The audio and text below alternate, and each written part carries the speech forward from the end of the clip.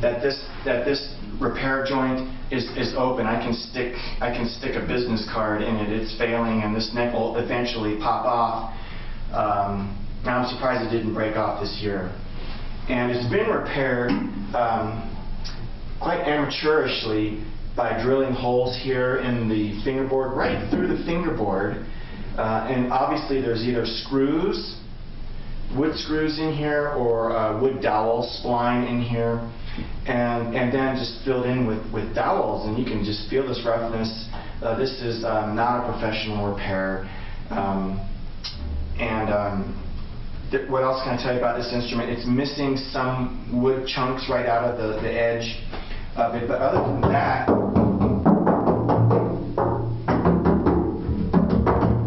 there aren't any open seams. I just tuned this instrument, and the tuners are in good condition, and they tune, they operate smoothly. It is a fixed bridge, and the fingerboard is the rosewood fingerboard, and here again there's no scoop or relief to speak of at all on this fingerboard. And the curvature of the fingerboard, the horizontal dimension curvature, is relatively flat in comparison to the arch on the bridge. So what you see here is that the center strings are much higher than the outside strings. And with my calipers, dial calipers, I can tell you that the string action on this instrument is almost unplayable. Here at the G string on the bottom of the fingerboard, which is where we normally measure, I have 11.5 millimeters. And usually what I like to do, the way I like my basses set up is 6 millimeters on the G string, 7, 8, and 9 approximately, maybe a little higher. You know, like on the E string here we have 13 millimeters. On the A string we have 14 millimeters, so it's even taller than the E string. And the D string again, 14 millimeters. Alright, so this bass, like the other K that came before it, it needs some fingerboard scoop. The fingerboard needs to be rounded properly to match the bridge, and the height on this is really, string height is getting up there now. Here's why, is because this neck joint is starting to fail, and the neck is pulling out this way, which is causing the strings to get higher on the fingerboard. Alright, now inspecting the sound post, looks like it's in the right place. The original K bridge has got the K stamp on it. The M pin, here's I don't know if this is the original wing nut, but it's kind of cheap and flimsy and thin, but it works. And this is the original M pin with the rubber collar. It's seated properly. It's heavy. It needs a foot here again. Now the strings on this instrument, I'm not sure, but these might be the original strings. I don't recognize these silk colors at all. The A string looks like at some point, this third string looks like it had snapped and had been replaced. It's the only odd one out of the bunch. And the wrapping is starting to break apart here at the bridge.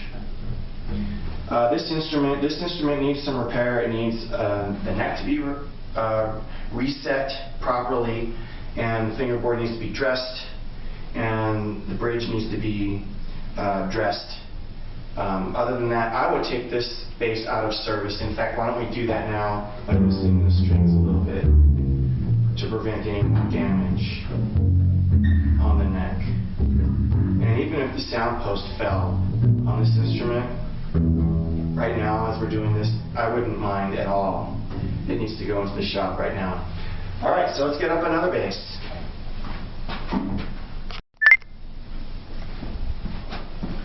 Alright, here's the next bass. This again is another K, M1. It is model, the serial number 18192. And if I look at my serial lookup chart, 18192 is a 1948, late 1948 instrument. This is the oldest one by almost 15 years so far that I found in the fleet. And its overall condition is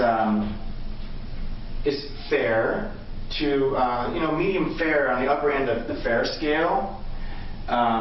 Its color is the same kind of golden brown color. The string length is 41.5. It's just dead on 3/4 string scale for a 3/4 bass.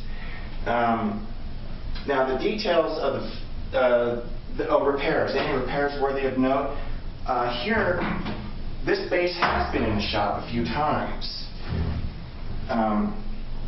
So what I see is, I see some repair here to this heel joint, or this button joint right here. And this is the most crucial joint on any stringed instrument, violin, viola, cello, or double bass.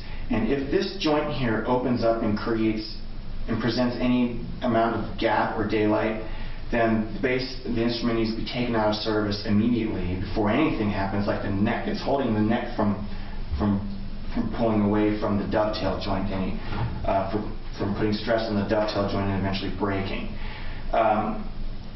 But this has been repaired, and it's got a thick fill of glue here, so it's really relying on the strength of this glue.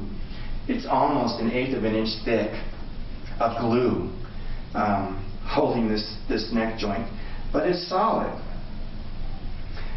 There is a metal pin here and here.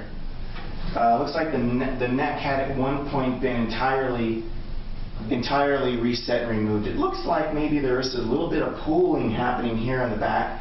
It's starting to lean in this direction.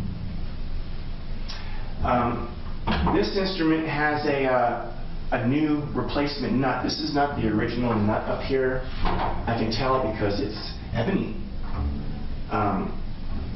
Again, beveled fingerboard, rosewood fingerboard, rosewood tailpiece. The logo, the metal logo, the K logo on this tailpiece is missing. For fingerboard relief, it has some fingerboard relief in it, right about in here.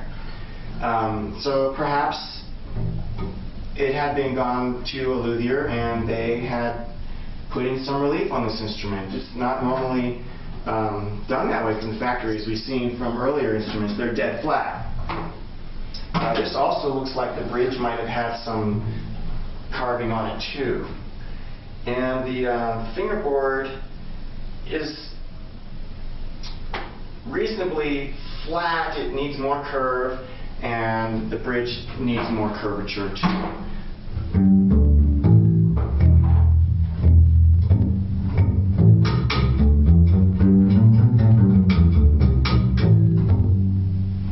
The strings look like, I don't recognize these strings at all.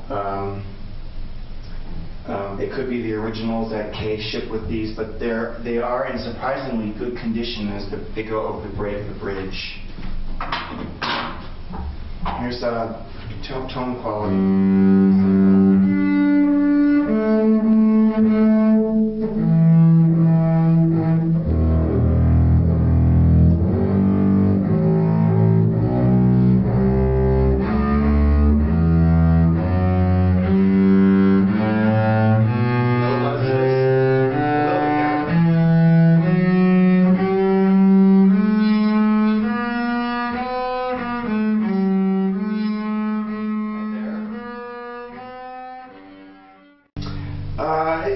This is your typical K bass here. It's got a muted kind of a sound. It's not very well open. I think of all the basses we've heard so far, the Christopher has the best sound quality so far. Let's take a look at the end pin on this instrument.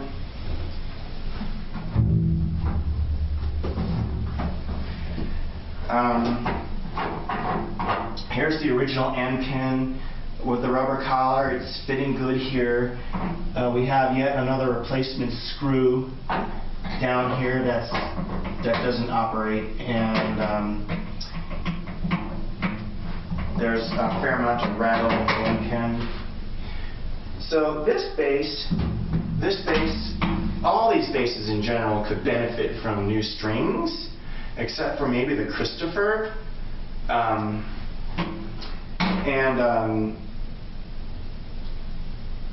end pin work, end pin foot.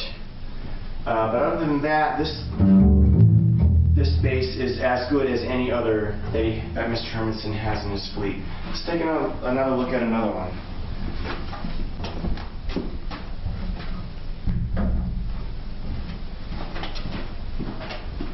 So in general, all these bases, the end pin is going to be in need of repair, either with a replacement foot or a replacement rod, or a combination of the two, or the entire end pin plug needs to be replaced altogether. Now, this one I left, this is the next one. I left this in the bag because I wanted to show you, and we'll review the bows afterwards. I wanted to show you the few cases that Mr. Hermanson has here on his bases. He has two bases with cases. This is one with this vinyl bag. And here's another one. Here, this Cordura nylon bag. They're similar in design. However,